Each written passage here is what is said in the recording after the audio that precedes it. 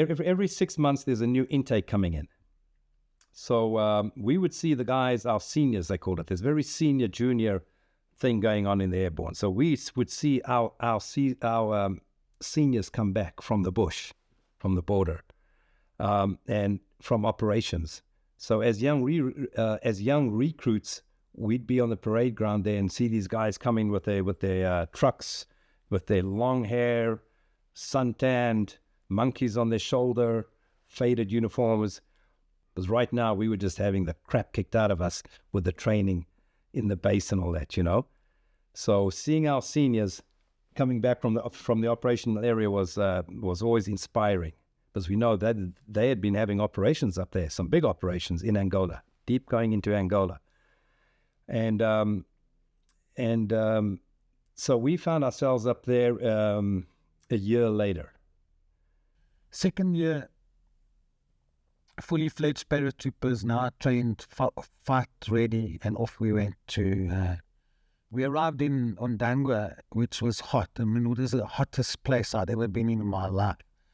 And a lot of guys had their brothers or uncles or whatever told them wear sunglasses, and you just see the sunglasses getting put on because the sand, the reflection of the sun on the sand would burn you inside of your eyes. And there for the first time I saw 8 dead cadres laying on the ground, and the guys were walking around, and they were pumped, they were amped, man. They were eating chocolate bars, and they were looking at the bodies, and they'd just been on this mission, and they'd taken out 8 guys.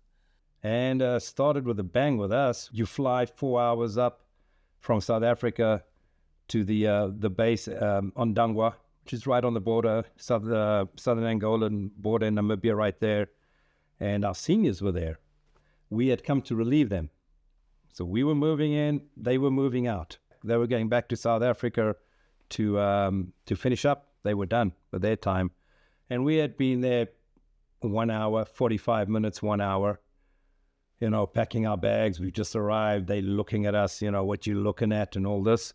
And there's an alarm that goes off. And the alarm goes off, and we see these guys sprinting to the helicopter, you know, no shirts on, machine guns. Boy, they in those choppers, and they gone. So we thought, wow, look at that. Man, look at these guys. You know, we just young guys, we just arrived up there. And sure enough, 3 hours later, they come back in their helicopters with about 5 or 6 terrorists dead, dump them out there. And we think, boy, these guys are doing, this is the real deal up here. And we were deployed with Kufut, Franz Conradi and his boys. And yeah, I can remember my first contact. I was running the spur with a talk and use our communication between the locals and ourselves.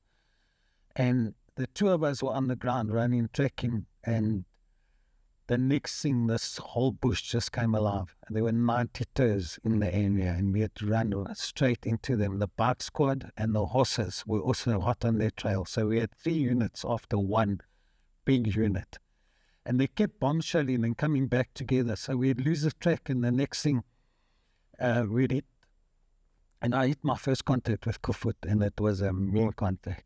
So the vehicles came through. I lay on the ground, undercover, in a little mahango field, just shooting. But I realized I only had 2 mags. They were strapped together, and I'd run with my weapon under my arm, and I'd just run and run and run. And Kevin, as he came past, he threw me a spare mag. So I had the spare mag, and obviously the tours fled. And so the 2 of us were making our way through the killing zone. Now they teach you in the killing zone to tap, tap, double tap, always double tap. And I'm walking through, and I'm like 18 years old, and this big man jumps out in front of me with an AK-47. And right there and then, you know, this is either his life or my life. And my training kicked in. I tapped him. I gave him 2 shots. And he actually got up. That weapon was so fast, that small caliber 5.56, that he attacked me. And I thought, Rendori Komite Karate, and I kicked him. And my talk then with a high-powered R1 FN took him out 1 shot. Wasn't long after that we were flying a cross-border operation into Angola to hit a base camp, terrorist base camp, SWAPO terrorist base camp in Southern Angola. And there we are flying in helicopters, about 8 Pumas. Pumas is a French helicopter, flying across the border and then going around in circles like this, 8 helicopters flying, follow the leader, and then we're just watching the jets drop the bombs on the base. And then we broke off and went into the base after they had finished bombing it, landed in the Shauna, and everybody, and that is it. We hit the base there, attacked it, ended up being a lemon. They just scooted. But it is our first taste of going into Angola, bombs dropping, advancing on with fire movement onto a terrorist base down there. And so we found ourselves in the action pretty quickly there. Everybody's pretty keyed up and ready to go, but you want to do your best, and you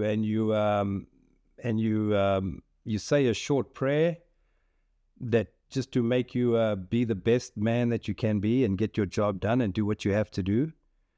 And you jump out that helicopter and you land, and your emotions are turned off. Actually, you turn your emotions off. Everybody's stone-faced, and these are young guys just out of high school. These are conscripts, young kids out of high school with a years training, and you attacking a base in Angola. But the airborne paratroopers, they were well trained, these youngsters, and there were some tough guys in there, some real tough guys in the unit. So of course, when we arrived in Ondangwa, we were based as a fire force unit, and we also were then doing patrols into Angola and southwest, and we then were used in the operation to do various call-ups for search and rescues. But then on this one particular incident, we were doing a patrol where we were following Spoor, working with Korff. It was a Saturday afternoon, came back that afternoon, and we hit a double cheese mine, and we were the third vehicle, and I was blown clear of the vehicle. In fact, I was blown in the opposite direction of where the rim came from, and so I landed on my elbow, destroying my left elbow, which still today I bear the scars of that. It's my battle scars. Okay. It's an amazing experience because everything slows down. Your mind and your body goes into survival mode, so everything slows down. I still remember thinking, we've been in an explosion, I've been blown up, I just don't know how severe the damage is, including myself and the vehicle, but still trained well enough to know that we still had to get ourselves back to the vehicle with our bush knives, because I had no use of this left arm, and my rifle was blown clear away from me, so I had to use my bush knife to clear an opening back to the vehicle to ensure that they hadn't surrounded that area with AP mines. I was casevaced to Oshakati Hospital, but obviously they couldn't do major surgery on my left elbow there, and they sent me to 1 mil back in the States. And that's where they worked on me. So I was out of that tour for the last 6 weeks of that tour before I was reassigned back to my unit. There's no let up. They don't let you relax and think about things and all that. So there's always some action going on. Most guys that I've spoken to do 1 or 2 ops. We happened to do 5. The war just escalated in that. By 78, 80, that sort of 81, the war just escalated, and they were coming across and they were going into the farmlands, they were killing the farmers. A lot of the bush war was fought with spoor, following tracks. So you'd get there and SWAPO would be gone. So you follow tracks, you follow them for days. You might get them or you might not get them, or you might run into ambush, which happened to us. And we had Fire Force. Fire Force was at Ondangwa, which was the airborne base. There was always a platoon, a fault they called it, of paratroopers ready to roll.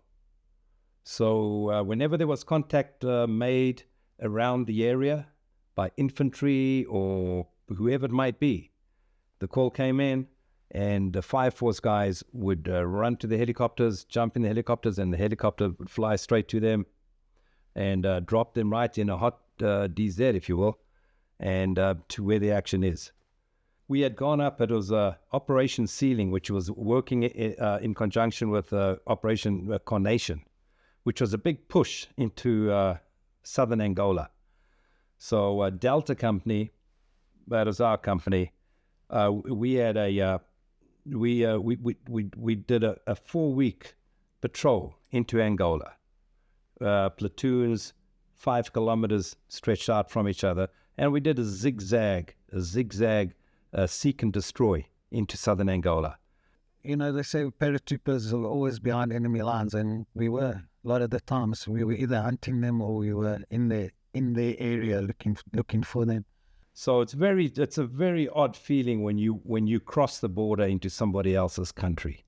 Very strange feeling. Now suddenly you're in another country and you're patrolling, looking for trouble. So we did a zigzag, and the Angolan bush, it's beautiful bush there.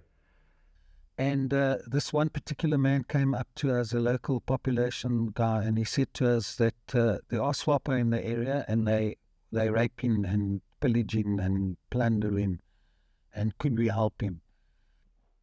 We saw him walking, and called him over, asked him, does he know SWAPO? And to our surprise, he says, yeah, SWAPO's right up here. SWAPO's right up here. So we take off and we follow him.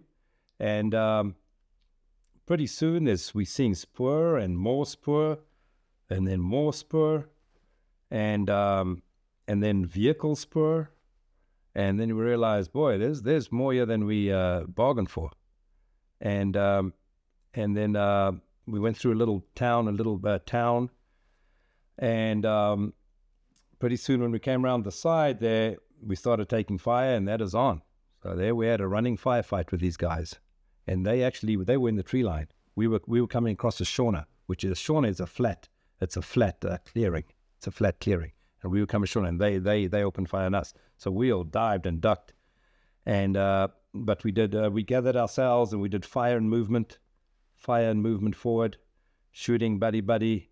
Our company commander at that time was Captain Hoon, and he organized 2 Alouette gunships to come in, and those things were 20mm Binox cannons. My brother, in fact, he had left the infantry and become a gunship flight engineer. My mom had 2 boys on the border at the same time, so spent a lot of time on their knees.